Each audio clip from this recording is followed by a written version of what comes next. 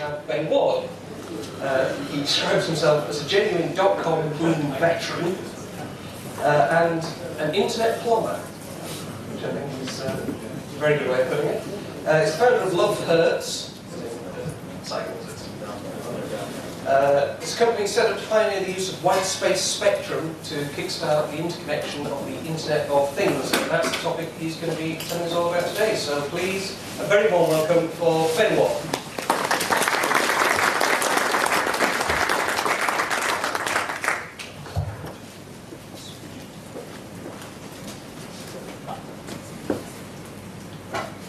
Switched on. Yeah, can you hear me? Brilliant. Yes, so I am Ben Ward. I'm founder of Love Hurts. Obviously, the Hertz means wireless for those of you who are slow. I think it's probably white space spectrum is probably something very important. I think you may not have heard of. Who's heard of it? There's a good way to start. White space spectrum. That's actually quite a lot. It's developing. It's in a stage where it's still under trial from Ofcom. There's a pilot coming up. What I'm going to show you is a bit about the background and how it works. And I think thanks to Adrian, who knows what the Internet of Things is? That's getting there. That's good.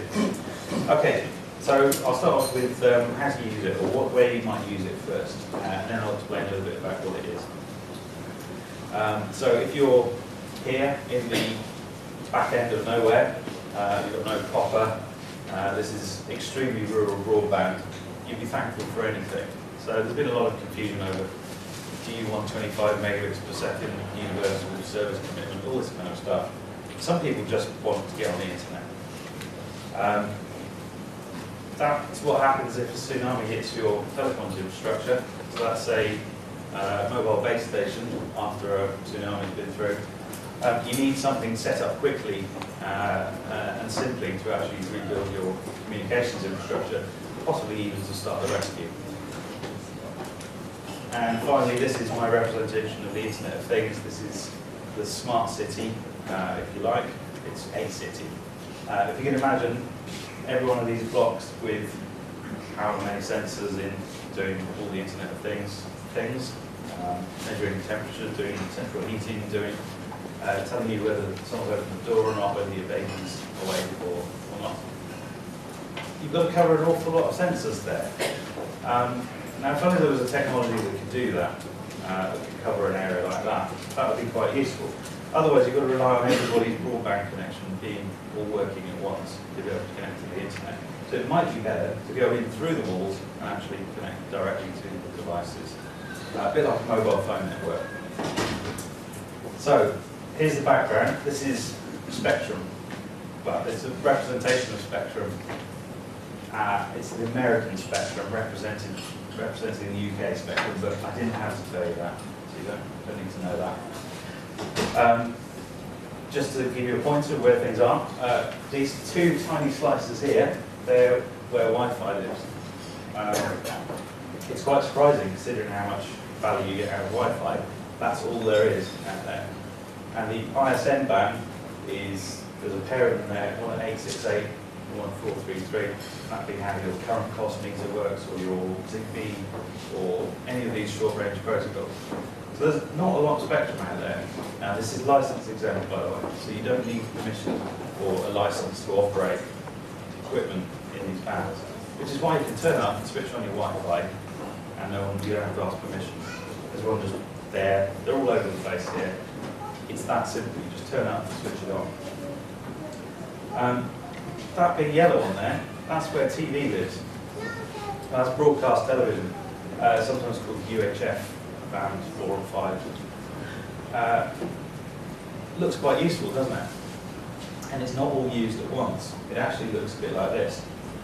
So this would be before and after the digital switchover. There's a bunch of messy analog channels all bleeding all over the place. Over here, it's nice, simple, defined digital channels. You see the gaps in between are actually white spaces. And there's some pretty valuable spectrum in there you can use for wireless communication. There's an awfully big gap at the end now where they cleared it, although they might be trying to take that away. So I'll come to that in a bit. So you can do something, a bunch of things with spectrum. You can either auction it, which tends to be the way things have been going so far. So if you look at the end of this one, 800 megahertz was auctioned off at the beginning of this year. You need £2.5 billion to buy a section of it. So that's the difference between license exempt and licensed. That's quite a big difference. The alternative is you can share it. So if you think of Boris bikes, you don't own the bike, you just use the bike for the period where you need it, and then you give it back. It's a shared resource, and it's actually a lot more efficient way of using it. So who's heard of Vint-Cerf? Who's heard of the internet? Okay. So Vint is one of the several, probably 3 hippies who created the internet for DARPA back in the 60s, possibly, sometime around there. He's a bit of a dude. He's still going. He now works for Google. Don't hold that against him. How did that happen? How did Google become the... I don't know when that happened. Now his view is don't do another spectrum auction.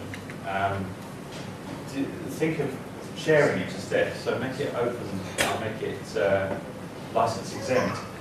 It's not about the money you get straight into the bank account when you actually sell the spectrum. It's about what people do with it and what the economy benefits from having a shared resource that we can all access. Whereas if you look at the receipts from Vodafone and O2 and EE, that adds up to 10 billion, I think, something around 10 billion pounds. No, it was 3 billion, wasn't it? It wasn't as much as 3G anyway. So you're looking at the value of the spectrum rather than the receipts from auctioning it. Now, what's this got to do with us? What can we do about it? Since it might occupy spectrum, if we start using it, it'll be hard to justify taking it away and selling it. And that's really what I hoped, being an open source hardware camp, there would be people who felt the same way about this. What can you use it for? You can use it for guerrilla sensor networks. For instance, here I've decided to climb under bridges. I haven't done this, by the way, but climbing under bridges in Oxford, putting water level sensors in to tell whether my house is going to flood. Because the Environment Agency has about 3 sensors, and that's it. You can't really tell what's going to happen. So if you put your own in, how are you going to connect them back to something? Well, that's the first application of TV whitespace. Community broadband, it's got a good footprint. It's about something like 8 kilometres. Bandwidth is around 16 megs down to a triple if you like, but it's not a huge amount of bandwidth. So it's got a community size to it, if you like. It's never going to set the world alight as an ISP technology unless you're back in one of those houses at the end of nowhere. You can set it up very quickly. It's very simple to use. It's not like setting up a mobile base station, so it'll actually be good for events. Something perhaps not like this, but if this was in a field, it would be a very good way of connecting. Super Wi-Fi is what they call it in America, which is unhelpful, but that's what they call it. Partly because it comes from the IEEE standards of 82.11 and then a letter. Internet of Things, which is where this really comes in, I think this is the best use for it. That it's got fairly low bandwidth, but you don't need a lot of bandwidth for sensors, devices talking to each other. And you don't need a mobile operator. You don't have to pay Vodafone or anyone else to operate this. So, here's a white space.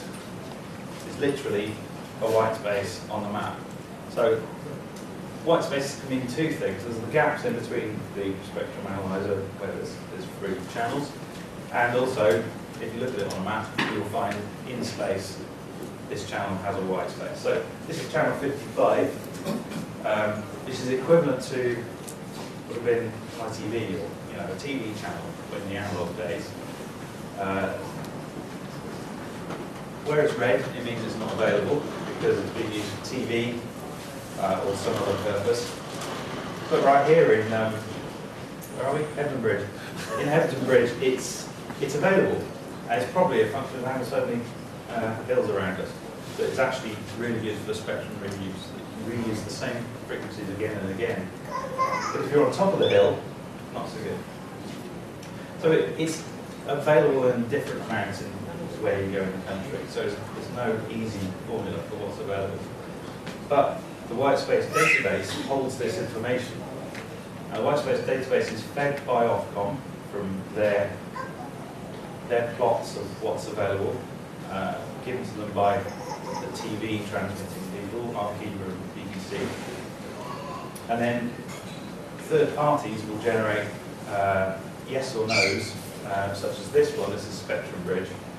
Your device will ask what's available in this area, and it will return a bunch of possible spectrum you can use, and then your device starts transmitting on that. And that's the only license you need to buy. It's not even buying a license, it's asking a database what is available. So it's as quick as switching the thing on for most purposes. Maybe you need a GPS fix or something like that to say where you are first. I don't think the database will look like this. This is from the National Museum of Computing. Or a laundrette, I'm not sure. So to do it, what do you need? What stuff? I'll start with the commercial stuff at the moment because it's all in flux at the moment. Newell is the company that you've probably heard of if you know about white space. Newell make these base stations, and they also make the terminals. Basically, it's green. It's made by Newell. Oh my God. An antenna, it could be as simple as a TV antenna like that. There's no big complicated things to put out there. This one only looks unusual because it's an omnidirectional antenna to cover the whole area. It doesn't need much more than sticking on a roof or on the top of a tower or even the top of a hill. If you try and go on these big masts that you see around the place, you'll probably start paying £10,000 to £15,000 a year to be there. There's a company called Arqiva, and no offence, but they're like the German tourists of the radio world. Wherever you go, they're already there, and they will charge you. So they've got their towels down. They'll charge you to use that. They'll charge you to use the roof of any BT exchange in the country. Whoever signed that deal is an expert. If you can avoid it, just do. Go and ask somebody who has a high roof, something like that, and get it up on top of there.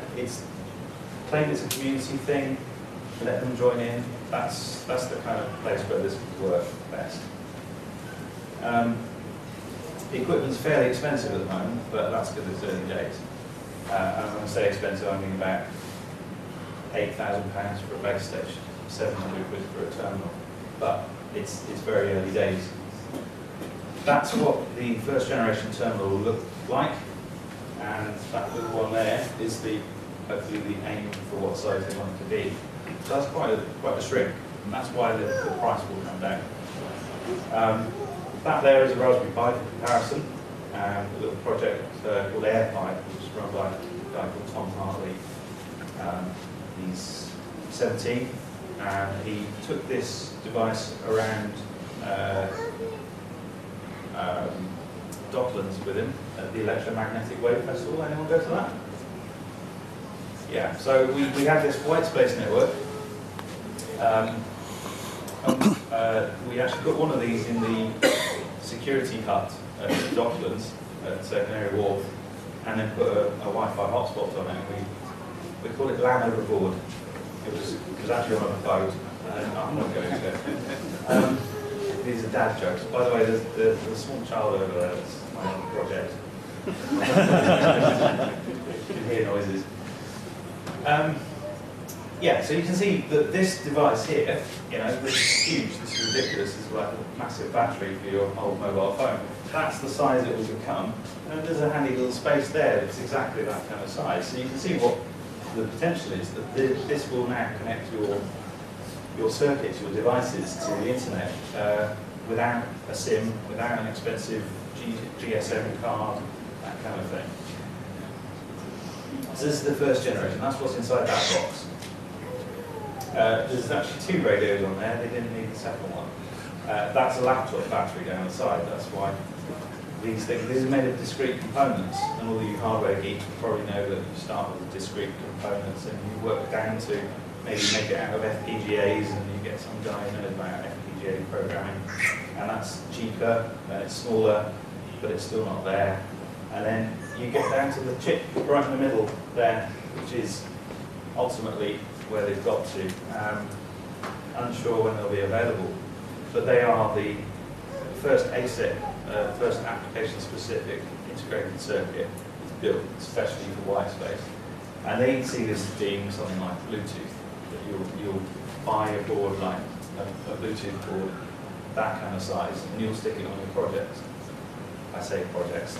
There's a licensing agreement that you have to sign first, and that's why weightless may not be the best approach for open source hardware.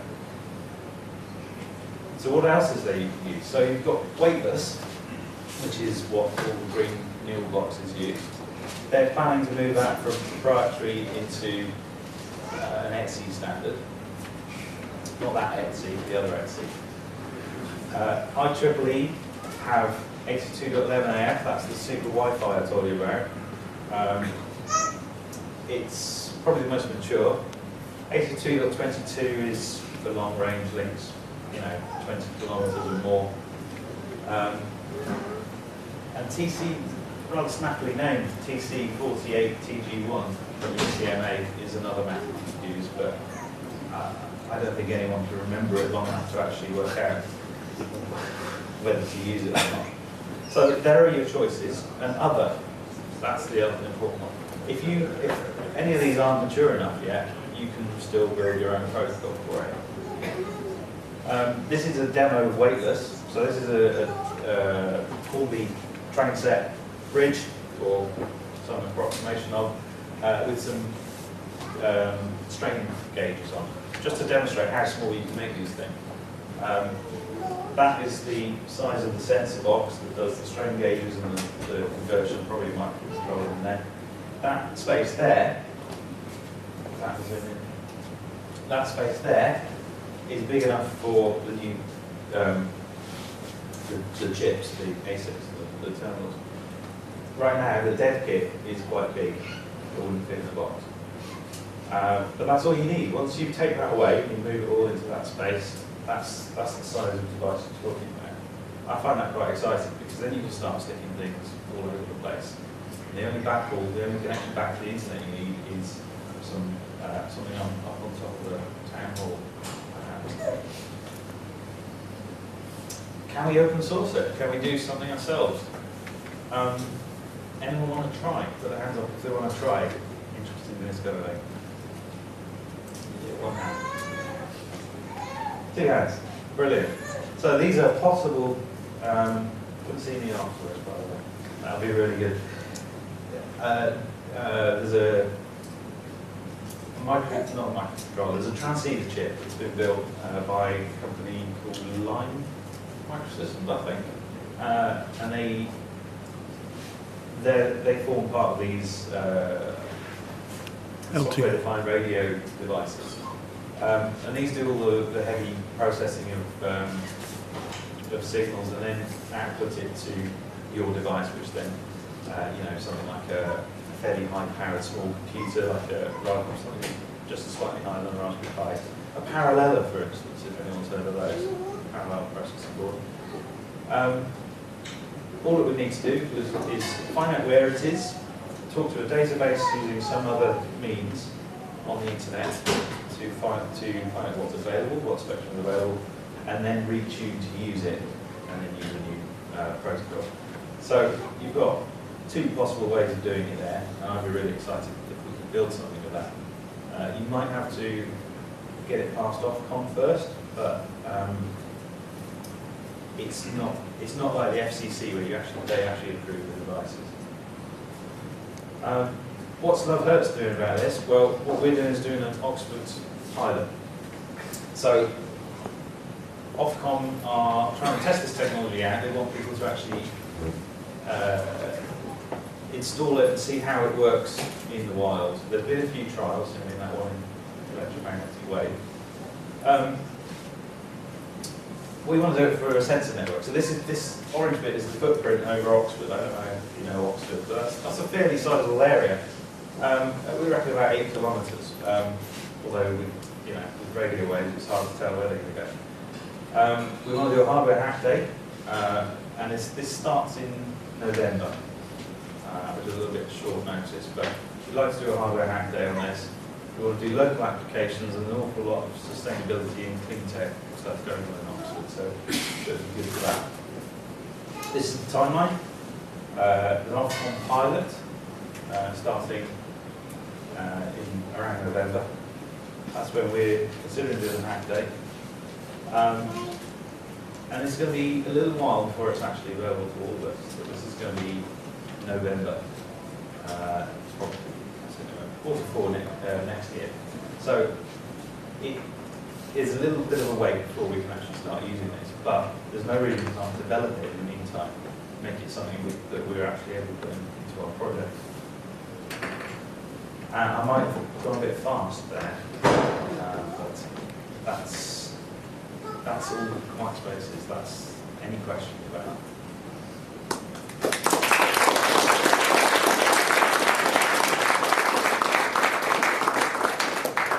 Thank you very much, Ben. Do you have any questions?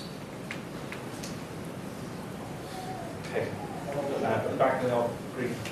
Yeah, just curious, how hungry are the devices that are using these frequencies? How are those devices? How hungry? The sensors, the remote sensors that are using those frequencies. The remote sensors, the weightless standard claims that they'll be operatable by a single battery for 10 years. That's what they say. How big's the battery though? There's a battery, yeah, how big is the battery? A single AA battery for 10 years. And I think the idea of the weightless protocol is it is so lightweight that it only joins the network when it has to, only wakes up when it has to. It has timers that decide when it has to start again and join the network again. And they reckon the price will be down to about $2 per chip. Once they mass produce them. I think this is, at least 3 years away before they're back. In the blue. Is there any arbitration between different users? Because with Wi-Fi, that's only got a range of whatever it is, 200 meters. Yeah. And you're already getting to the point where Wi-Fi doesn't work very well because there's too many users. Yeah. This has got a range of 8 kilometers. The number of people you're going to have using it. Yeah. It seems like you're going to be interfering with all the rest of leads. So that is something that is, I'll be honest, isn't well explained. So it's about coexistence. If you have two people on the same Wi-Fi channel, things bog down a bit. It's not unusable. It's still possible to operate. It just slows things down a bit. If you do the same with white space, do you find the same thing happen? Considering that Wi-Fi only covers this area and white space would cover kilometers. I think I'll go back to weightless because it's the one that's thought about it at least. They've thought about that problem, and it will do frequency hopping, it will move around, does spreading, lots of other factors That presumes you're all then using the same cooperative. It does assume you're using the same sort of cooperative thing, but then that's got to be licensed for that. if you have a look at how much goes on in the ISM bands, the ones with ZigBee and the like, they're coping okay, given that their ISM bands are quite small. You disagree? Yeah. Okay. I think it's always a concern with licensing zone spectrum that there is, it's the tragedy of the commons. How are you going to get enough for everybody? There's 8 megahertz per channel on the TV spectrum, and there's a fair few free channels to be able to use to put that on. So I say, let's solve that problem when we come to it. Let's make it and then solve it. As Adrian might have told us. Yeah, it sounds like a cop-out, but sometimes these things, when they become really important, suddenly I suppose if you decide later on that you want to introduce something else, you can just dial down the database and not let it use those channels. Yes, you could reduce the available power. You can actually tell the devices you are not allowed to use this much power, you're only allowed to use this much. You could reduce the size. So it's a fixable problem, it's not that we've all got all these devices out there that are polluting the spectrum forever. Yeah, the devices every 15 minutes have to check if you're authorised to use the spectrum. There is a worry about that, which is that you can switch them off. So when I say you, I mean them. They can switch it off if they don't like you, for whatever reason that might be. So I think there's a little bit of a worry about that. It's not as open and lovely as it could be. But then that's because sensing what's available is hard. Checking a database is easy. And this is the best way right now of actually achieving that, to jump around in spectrum and find the free bits. So, who else? Have you considered using the ACRF system for ACRF? ACRF, which is using that Lime Oh, chipset?